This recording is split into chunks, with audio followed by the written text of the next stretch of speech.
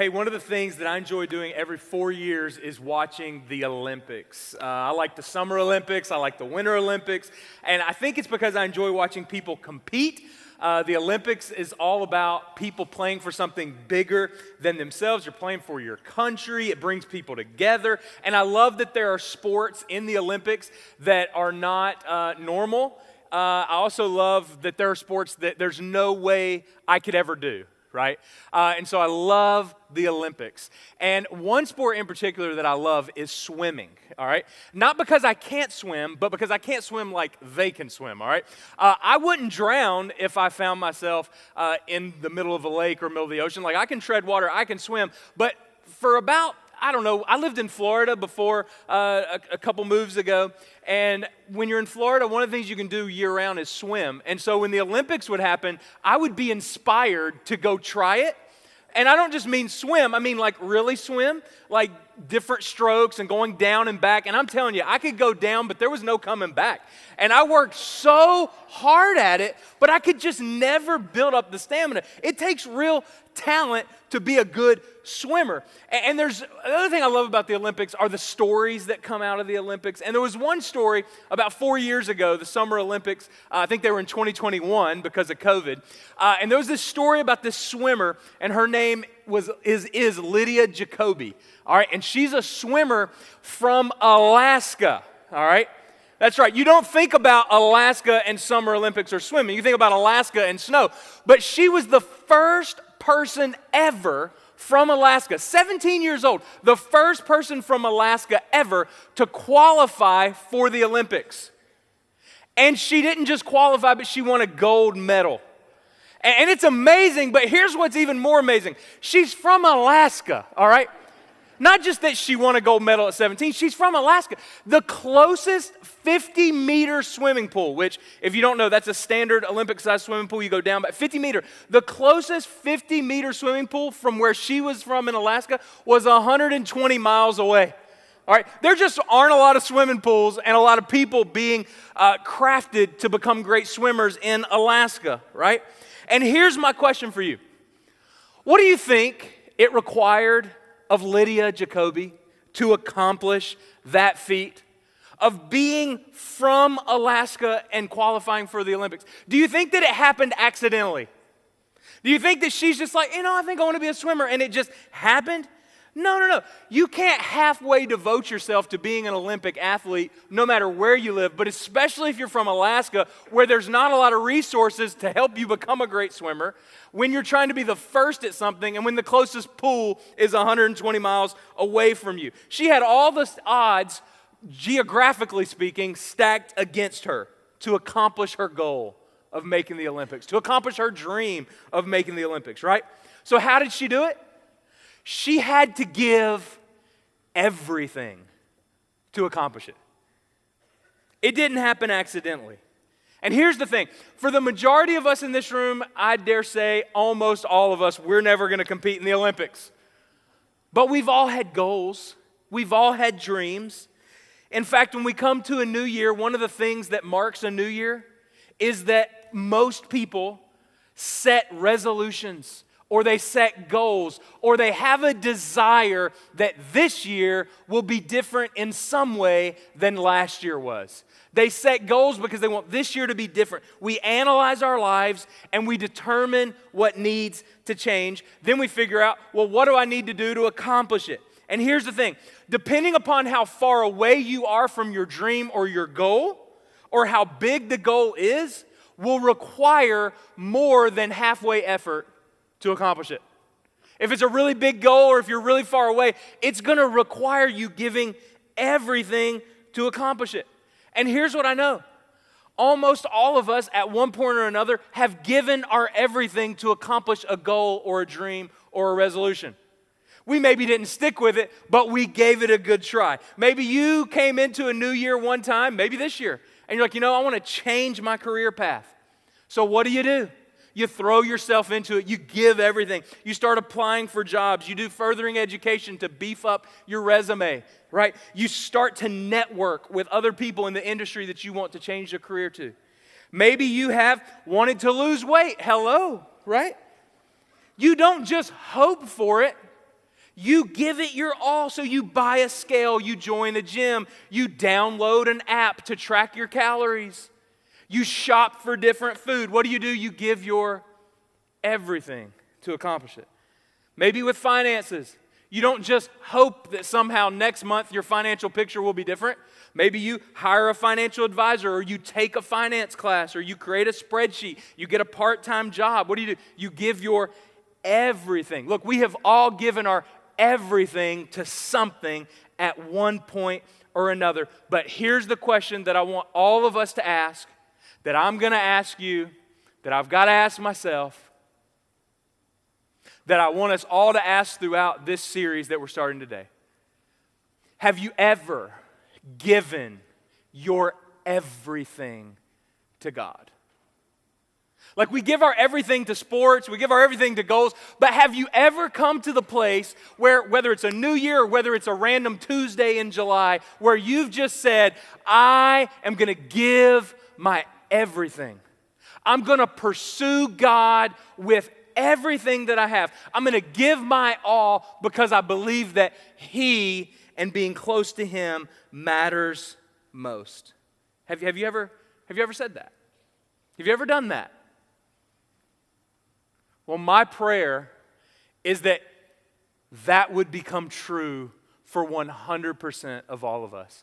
That we would get to a place where we would say, hey, I'm going to live a with everything type of life for God. I'm so excited about this series. I need this series. I think we all need this series, because I think if we were all being honest, living a with everything type of life for Christ is something that maybe we've done in the past, maybe we're doing it today, but it's sometimes difficult to sustain. And for many of us, if we were being honest, we've never lived a with everything type of life for God. And if you're new to faith, if you're new to church, you're like, whoa, I'm just checking out Jesus. I don't even know if I believe, and now you're talking about giving everything. And if that's you, I get that, but don't tune out. Lean in as we go through today and throughout this series, all right? Maybe you would say, well, I've gotten busy with life, and so I've not been living a with everything type of life for God. I've got vacation, and I've had work, and I've had kids, and man, I try to fit God in, but sometimes fitting God in is not so easy. And so I've committed to Him, but I know I'm not all in right now. And if that's you, I get it, all right? Maybe if you're being honest, you would say, well, I prayed a prayer to give my life to Jesus years ago, but I've really not been pursuing Him, and I didn't know that I was supposed to, or I didn't know how to, or I didn't know that there was more to it. Maybe I even got baptized, but I've not really reoriented my life around giving Him my everything. Maybe that's you. Or maybe you would say, if I'm being honest, I've been coming to this church for years, and my relationship with God has felt kind of monotonous. I know He's been urging me to do something, but my passion has waned for Him. I'm not as passionate about Him as I used to be. And so I don't know if I've ever, or maybe I did in the past, but I'm acknowledging I'm not right now, because church and things of God have just become kind of routine for me. Or maybe you're sitting here listening to me naming all these categories of possible pools of people that you could be in, and you're saying, wait a second, why do we need to live a with everything type of life for God? Isn't that your job, Matt? Like, isn't like going all in and being all in and giving your everything to God, isn't that what pastors are for?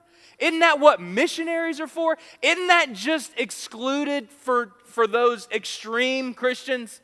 Like, that's not the average person. Maybe you feel like, and maybe you have wondered, even right now, like what do you mean live with everything? I come to church, I pray when I need God. Isn't that enough? Should that really be the single goal of my life? I'm not a pastor, I'm not a missionary. Is that really what I should be devoting my life to, like pursuing God with everything? Well, here's the thing. You don't have to wonder what the singular goal of your life should be and whether or not you should live a with everything type of life for God. Because Jesus addressed this very question when someone asked Him directly, what should their whole priority be? And I want us to just look at this passage today. It's in Mark, the Gospel of Mark. It's one of the 4 biographical accounts of Jesus' life. Mark chapter 12, starting in verse 28. And I just want you, with all this on your mind, with all this already being said, what should the goal of my life be? Should I live a with everything type of life for God? Mark chapter 12, starting in verse 28, we read this. One of the teachers of the law came and heard them debating. Noticing that Jesus had given them a good answer, he asked, of all the commandments, which is the most important? Here's what this guy is saying. What should I devote my life to?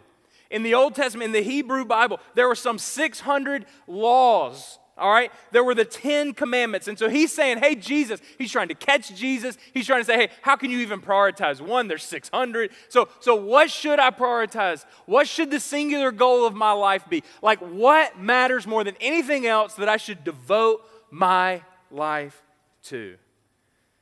And Jesus responds like this. The most important one is this. Hear, O Israel, the Lord our God, the Lord is one. Love the Lord your God with all your heart and with all your soul and with all your mind and with all your strength. And the second is this, love your neighbor as yourself. There is no commandment greater than these. Now, I want to break down the interplay here that's going on between loving neighbor and loving God.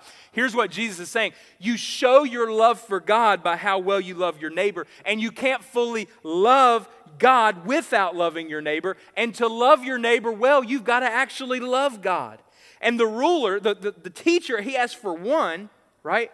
The teachers of the law, they say, well, what's the most important? And it seems like Jesus gives him 2 things, but Jesus just gives him one. It's 2 sides of the same coin. Because you cannot love God without loving others. What's Jesus saying here? What's the goal of your life? What should it be? What should be the primary goal of my life? He's saying, I'm not here to give you a list to do, but a relationship to pursue. The most important thing for you to devote your life to is not don't steal, it's not don't commit adultery, it's not don't murder. Like those matter, sure. But if I could say anything, instead of giving you a thing, Jesus is saying, I'm going to give you a person. Because if you love me, that's what Jesus is saying, and love is a verb, it's not a feeling. If you love me, and by loving me, I mean if you commit to me, if you care enough about me, Jesus is saying, to be moved to action, then you won't have to worry about a list of a bunch of things to do. Just love Him. Loving God, Jesus is saying, should permeate every sphere of your life. That He should be a part of every area of your life. That He desires that you and I would not have sections or compartments of our life where we deliberately don't invite Him into, or that we would just love Him a little bit. No, He's saying, I want you to love me with what? With all your heart, soul, mind, and strength. With all your heart. In the New Testament, the Greek word here for heart is not just talking about, like when we think of heart, like literally our organ that pumps blood. Or, oh, I love you, like on Valentine's Day and you have a Valentine. No, your heart was the center of the will. And so Jesus is saying, man, I want you to love me with the center of who you are, with your energy, with your effort, the center of what controls you. I want you to love me with your soul, the deepest part of who you are. Are you connecting spiritually with God? He's saying, I want you to love me with your mind, your thoughts. What you let into your mind, what you think about, what you say based on what you've allowed to come in. Do you love me with what you filter in and what you think about? Do you love me with all your strength? I want you to love me with all your strength. That's your actions, that's your behavior, not just with your words, what you say, but how you live. And then relationally, love the Lord your God, Jesus said, with all your heart, soul, mind, strength, and your neighbor as yourself. Why? Because how you treat others is a representation of how much you love God. Bottom line, what was Jesus saying here? He was saying, I want you to love me with everything. Like with all that you are and with all that you have. Love me with everything, with all that you are and with all that you have. I want you, Jesus is saying, to not hold back, to not be satisfied with wherever you are in your love for me. He's saying, I want you to go all in with everything that you have to give. Because when your life's focus is simply on loving Him with everything, everything else will be taken care of. I've never met someone who was a thief that loved God with everything. I've never met someone who was an adulterer and simultaneously loved God with everything. Like the solution to your life and to my life when it comes to what should my goal be? What am I supposed to do? Man, just love God with everything. And you'll find that everything else will take care of itself. See, Jesus' vision for your life is that you would come into such a relationship with Him and then grow in your commitment, devotion, and love for Him to where you're able to say, hey, you have everything that I have. All that I have is yours, and all that I am, I want to give to you. I want to give you my life. And here's what I want you to notice about this passage. There were no exclusions. Jesus didn't say, if you're a pastor, if you're a missionary, if you're one of those fanatical, serious Christians, no. He said, there's no exclusions. Like, what were you created for? What was I created for? What is supposed to be, and this might blow your mind, what is supposed to be normal? Loving Him with everything. Like, isn't it wild and isn't it crazy that loving God with everything, all your heart, soul, mind, strength, and your neighbors, yourself, like giving all that you have and all that you are seems so foreign, seems so wild, seems so out there, like seems so, well, I've only ever met like one or two people that are like that. Like according to Jesus, this is just what you were created for and what we're to do. And so what would happen if it became normal? What would happen if it became weird that people weren't all in for Jesus? What would happen if this year we just all decided, you know what, I'm going all in? And it became normal that more and more people were just living a with everything type of life for God. What would happen in your life? What would happen in our church? What would happen to the world that we live in if we all just said, you know what? We're living a with everything type of life for God. And you might say, okay, Matt, I get that Jesus said there's no exclusions for that. But really, can you help me? Like, why should I want to do that for me? Because maybe, and I think this is a lot of us in the room, life is going really well living not all in for Jesus. Like it seems like life is going well, so why would I want to change the trajectory of my life and live a with everything type of life for Him? I want to give you two reasons this morning. All right, just two reasons.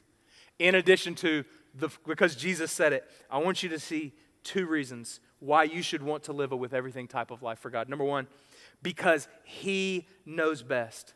See, it's not just because He said it, it's because He actually knows best. Remember, Jesus could have answered this religious leader with anything He wanted to say.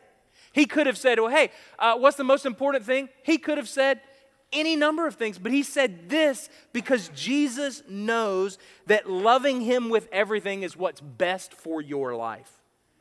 It might seem like life is going great for you, and maybe it is.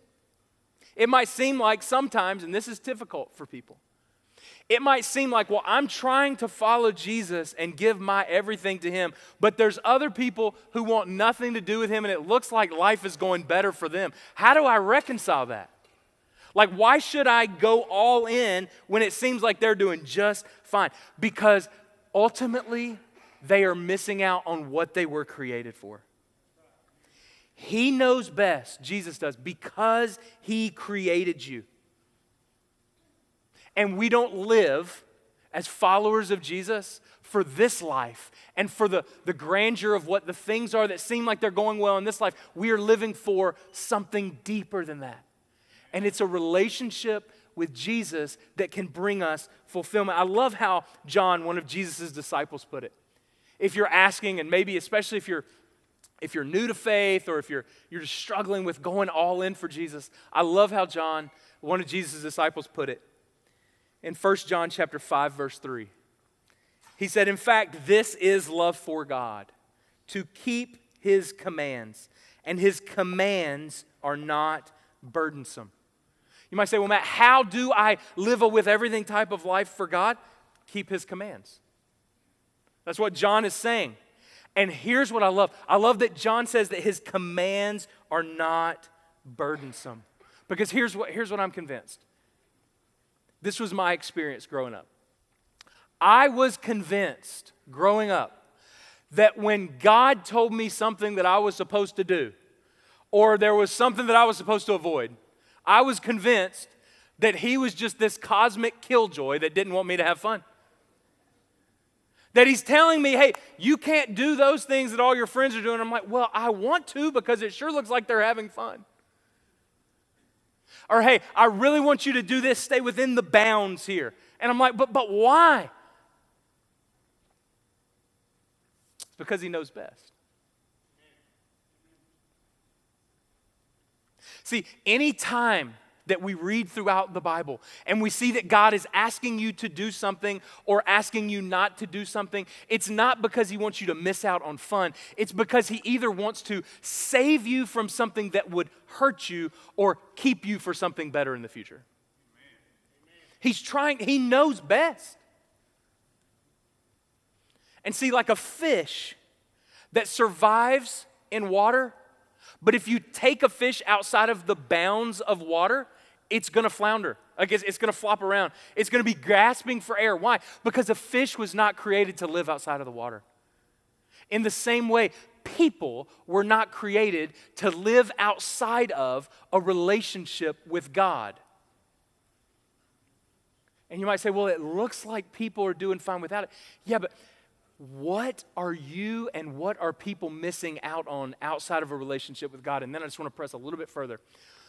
What are we all missing out on by simply giving 20% to our relationship with God? See, I wonder if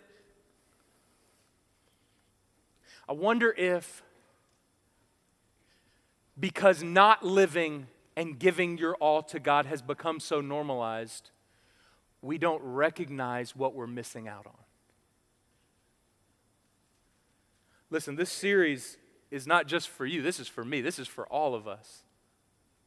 Because a with everything type of life is what God desires for all of us. It's what we were created for. And so if like a fish in water is how it's thriving, then living a with everything type of life for God, pursuing him with everything we have, is our oxygen. And what would happen if we went all in instead of doubting his heart? See, he knows best. He's not trying to keep you from something that you think you're missing out on by not going all in. He knows what's best for you and he wants what's best. He created you to love him with everything. But then why else should we do it? Second reason, and I'll be done here. Because he loved first. Because he loved first. Why should we live a with everything type of life for God and love him with everything? Because he loved first. You see, the greatest reason for us to live a with everything type of life of love and commitment to God is because he's already done it for us. He doesn't call us to do something in relationship with him that he hasn't already done with us. And how has he loved us first? He went 100% of the way. One of my favorite verses, I quote it all the time, is Romans chapter 5, verse 8. While we were still sinners, Christ died for us. Amen. How much does God love you? And how far was he willing to go? He was willing to go all the way to the cross, to die in your place where you deserve to be, to save you from the destruction that would await you had he not done what needed to be done to save you. And so let me ask you a question. If Jesus went 100% of the way, does it make any logical sense why we would not go 100% of the way and give our everything to him?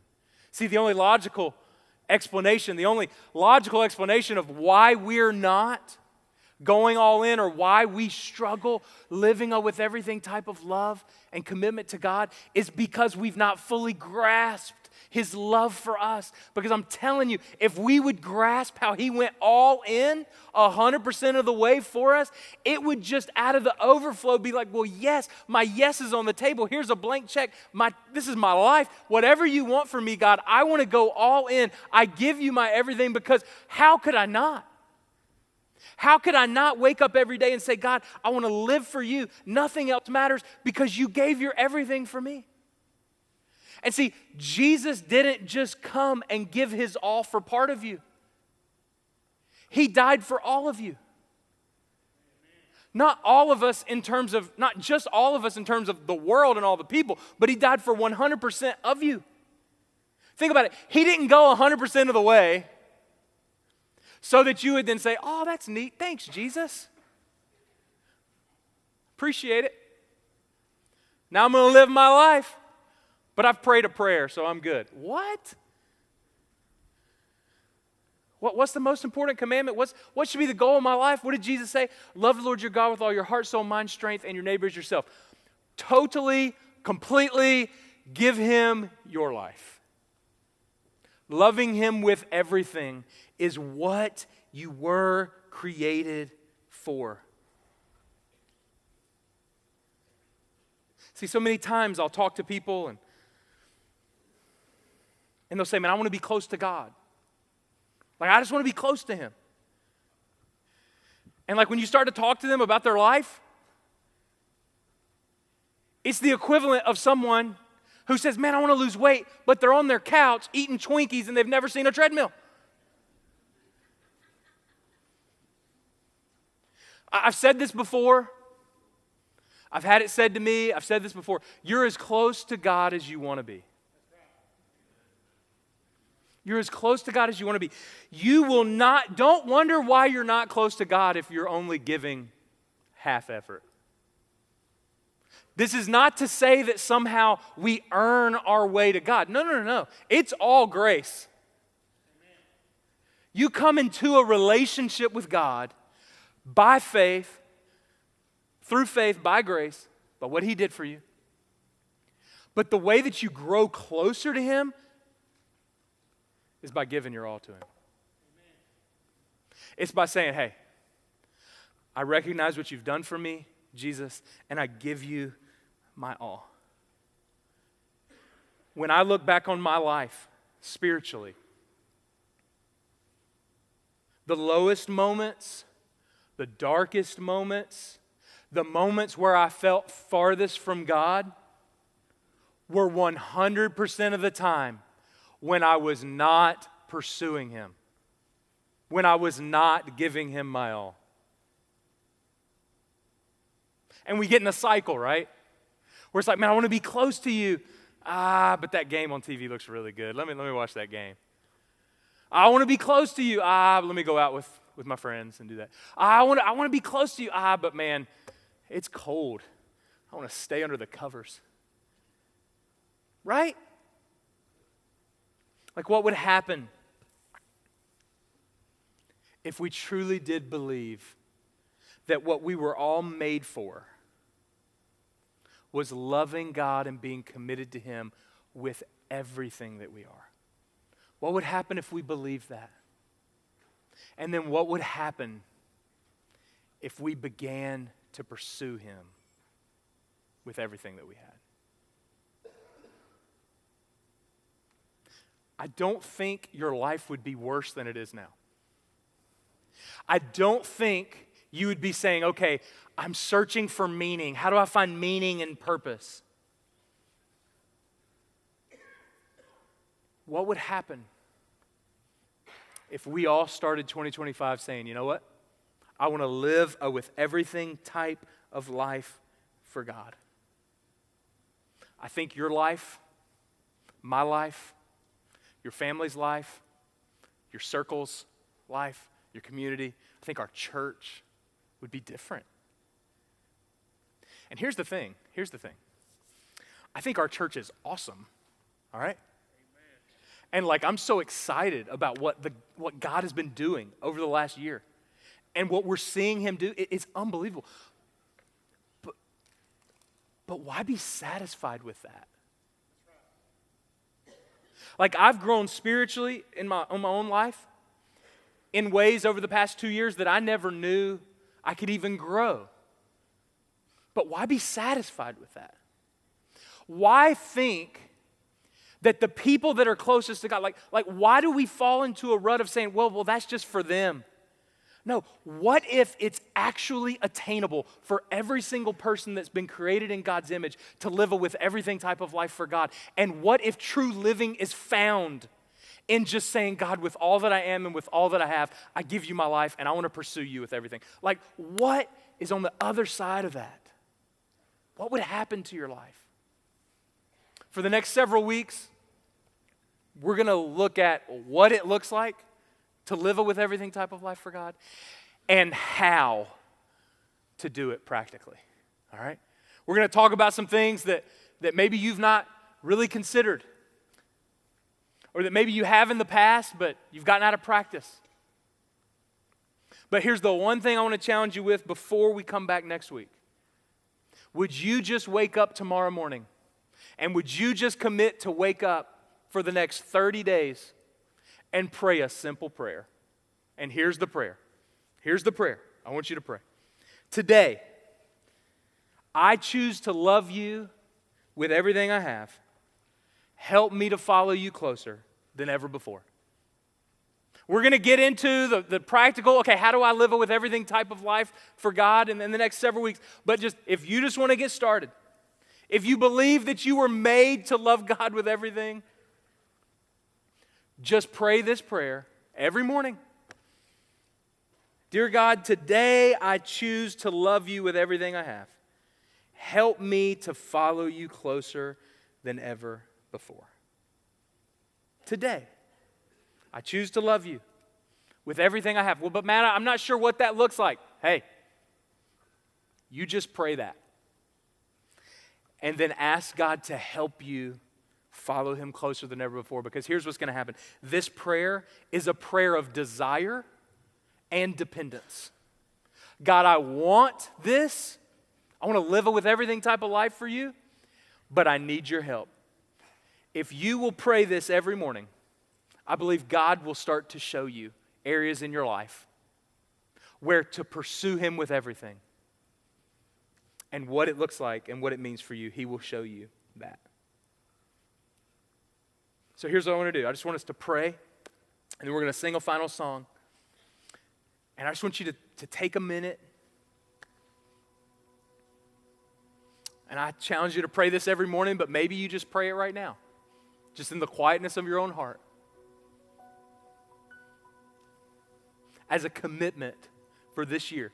We've all got goals, but what goal could be greater than us arriving at the end of 2025 saying, man, for the first time ever or in the first time in a long time, I loved God with everything I had. It starts with a simple prayer of desire and dependence. God, we want to. Would you help us?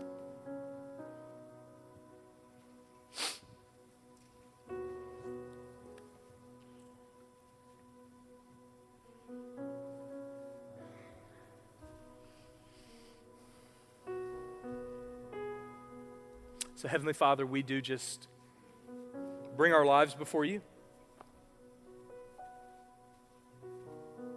Thank you that we don't have to wonder what we were made for. Thank you that we don't have to wonder what you desire of our lives. And thank you that loving you with all of our heart, soul, mind, and strength is not how we earn our way to you. This isn't about how we come to you for salvation and in relationship with you. This is simply what you desire for us in our lives as long as we're living on this earth. Because if we truly know you, God, we know that once with you in heaven, this will be what we're doing. So God, would what we're going to be doing for eternity, loving you with all that we are, become more and more real and tangible for us now and in this life. God, would you help me not to be so easily satisfied by things other than you that I give my heart and my time and my devotion to.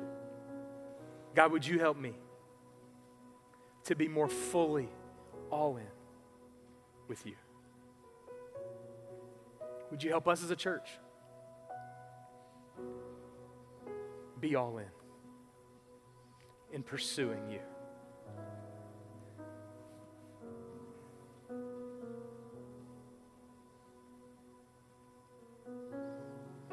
And God, would we do this not to get anything from you, but because you truly are worth it. You loved us first, and you know what's best. Father, help us to love you with everything in 2025. We pray in Jesus' name. Amen. Amen.